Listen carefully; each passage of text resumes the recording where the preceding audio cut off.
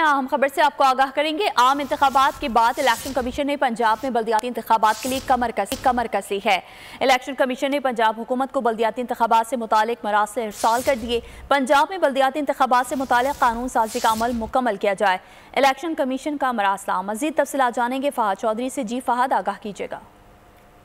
जी देखिए, आम इंतखाबात और उसके बाद ज़िमनी इंतखाबात करवाने के बाद अब इलेक्शन कमीशन जो है वो पंजाब में बल्दियाती इंतखाबात के लिए तैयारी कर रहा है। पंजाब हुकूमत को बल्दियाती इंतखाबात से मुतालिक मरासले अरसाल कर दिए गए हैं, जिसमें कहा गया है कि कानून साजी का अमल मुकम्मल किया जाए। पंजाब बल्दियाती कानून के सेक्शन 47A में तरमीम से मुतालिक मरासला भिजवाया गया है। इलेक्शन कमीशन ने chief secretary local government Punjab को मरासले भेजे हैं और कहा है कि पंजाब में बल्दियाती इंतखाबात से मुतालिक कानून साजी का स्टेटस बताया जाए।